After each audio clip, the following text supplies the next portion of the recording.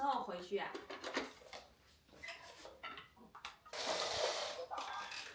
我妈也不跟我讲到。Gặp được đúng không? Đấy, xong rồi các chân này là cũng cắt đôi. Đúng rồi, cái gì phải chế cháo là để gấp gọn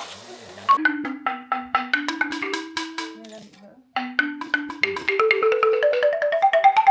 Hôm qua thu gia đình But this Oh, I is see. the old one. But this. So there's like a flexible bamboo part in the middle. Yes. And then it's harder wood on the ends. So this is a darung. Yeah. Is that right? Yes. It's a minority instrument. Before we just have only one part, like the pentatonic scale. In the middle. And normally the man will play it, but after that we develop to have more chromatic in the both side. You can show you.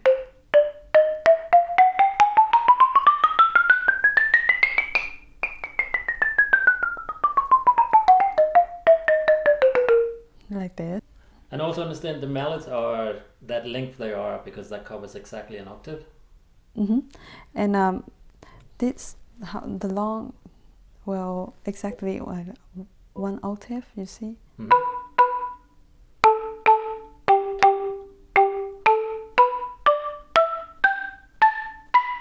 And even in the both side we have.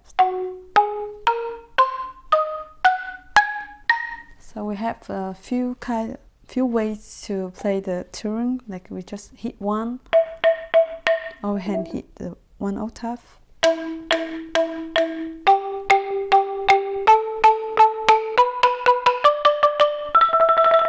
And even like a tremolo is also have just only 1, 2, 1 octave like that.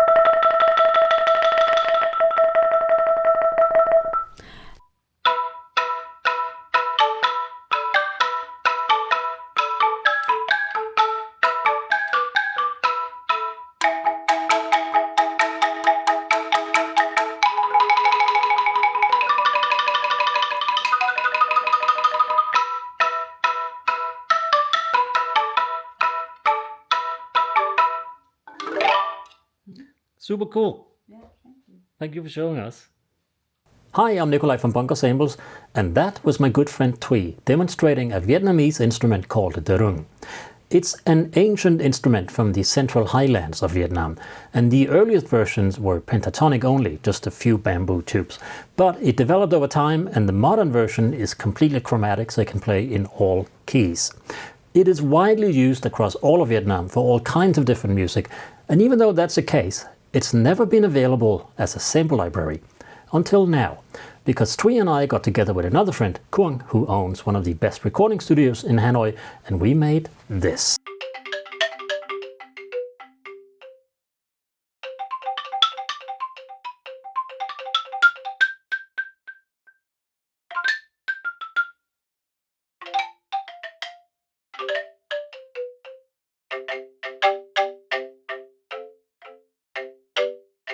So it's a very crisp and clear sound, and to me it instantly conjures up the sound of nature and ancient civilizations, because that's kind of what this instrument is.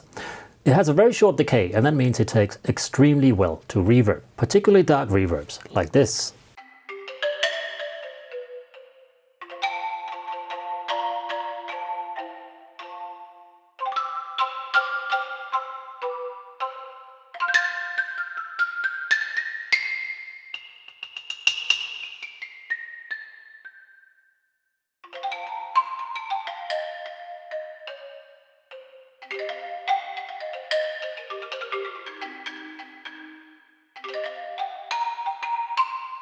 It is also extremely dynamic. You can play super soft and very, very loud. Let me just turn off the reverb and show you.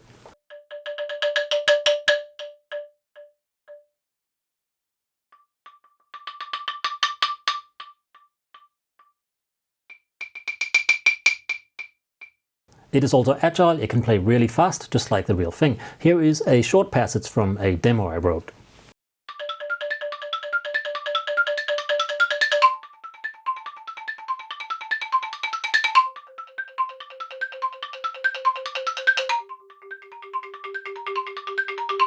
And just for fun, let's hear that same passage with a little bit of reverb.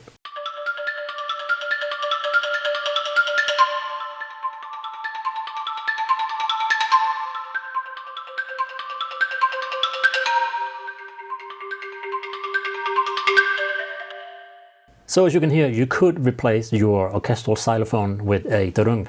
I mean, if you're crazy, but you could. One of the defining playing techniques of the darung is rolls. So of course we sample those as well. And just like the shorts, these are also sampled chromatically. They sound like this.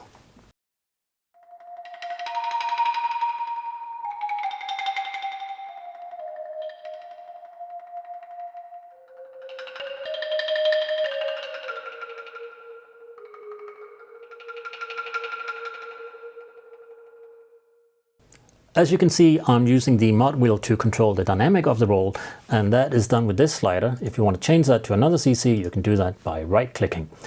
Another thing you can do is accent rolls, and what this does is it layers one of the hit samples right at the beginning of the roll to give it a little bit more accent, or you can play both long and short notes at the same time, like this.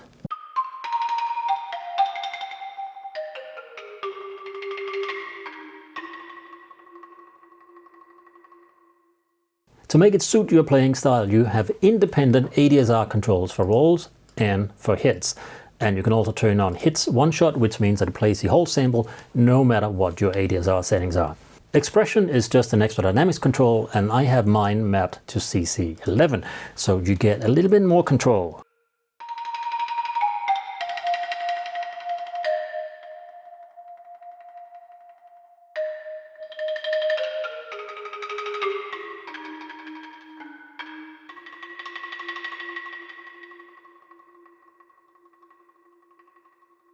I'm very proud of these rolls because I spend a lot of time editing, especially the upper two dynamic layers, so that the hits are exactly aligned so that you get butter smooth crossfading.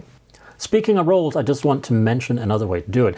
As Thuy demonstrated in the video, the mallets for the darung are actually double-headed, and the distance between the two heads is exactly 1 octave, which is why the players make octave rolls like this. They can also play octaves. So if you play octave two-handed on the piano, that is actually very idiomatic if you should end up getting your parts recorded by a real darung player one day. I can help with that. So you can turn it to hits and you can do rolls like this.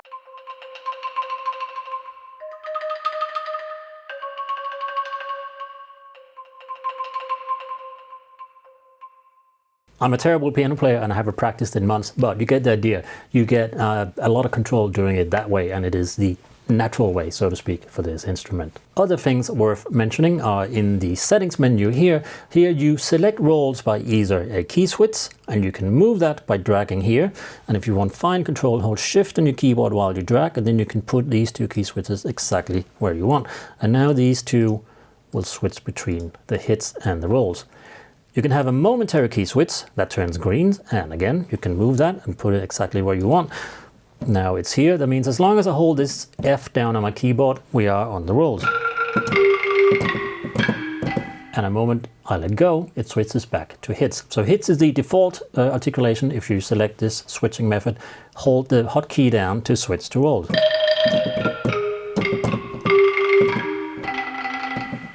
Easy peasy. Finally, you can use MIDI CC and you can select which CC you want.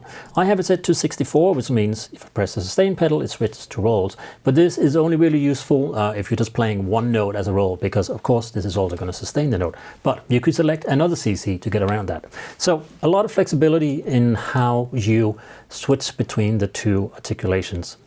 Let's turn the reverb off and talk mic positions. You get close, which sounds like this.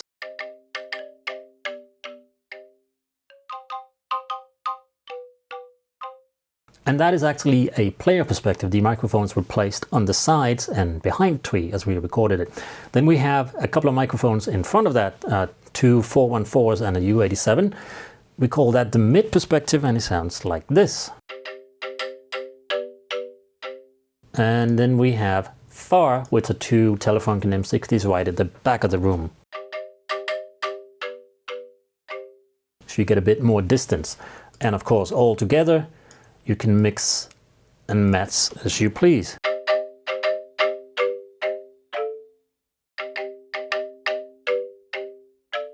Up to you. You have a lot of flexibility. Now there is one thing I want to mention about the close mics, and that is that you often hear notes jumping from side to side because the mics were close and the instrument is quite wide and the notes are positioned all over. So you get a lot of variance in the stereo field. If you want to bring that under control, you click on these 3 lines and then you have a stereo controller. So you could bring it into mono. Or you can make it super wide. If you are familiar with the Sticks and Stones library, the Vietnamese lithophone, not only are these 2 instruments from the same region in Vietnam in real life, but the virtual versions have the exact same interface and features, so this is not news to you. The only thing that's new is that this is just decoration. It's not actually a button because there's only one mallet type for this instrument, but the effects are the same. Speaking of, we have a delay and a reverb, so let's turn them on and nothing happens. Why is that? This is very important to know because these are send effects and you have to send from the individual microphones, which can be confusing, but also gives you a lot of flexibility. So let's send a lot to the delay and a little bit to the reverb from some of the mics. I'm happy with that. Let's go back to the effects.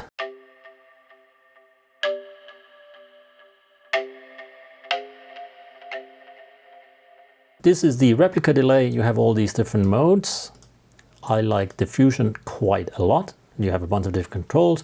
You can set it to milliseconds or you can sync it to your DAW. So now delay length is 1, 2 half notes.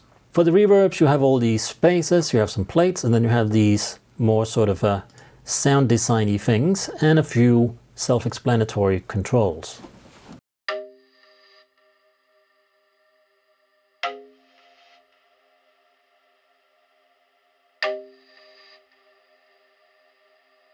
I'm not going to dwell on the effects in this video. Instead, I'm going to show you the other pads that you get. This is just a little bit of a bonus, but we grabbed just a handful of glissandos up and down the instrument, 11 in total, and these comes in the time stretch machine. So the green key is the original pitch, but of course you can play other pitches. And you can slow them down or speed them up. And you have all these to choose from.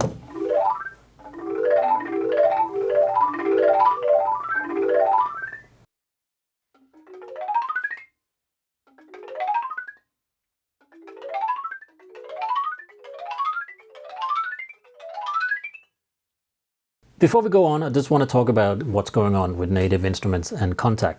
Native Instrument is in preliminary insolvency, and of course the fear in the industry is that they're going to go bankrupt and then Kontakt might disappear.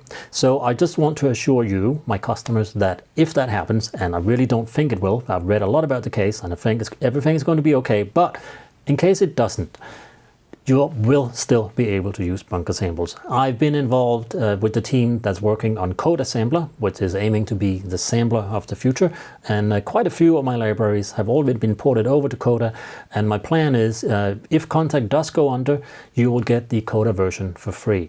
So if you want this, I highly urge you to buy it now and help a small developer get through this crisis with Native Instrument.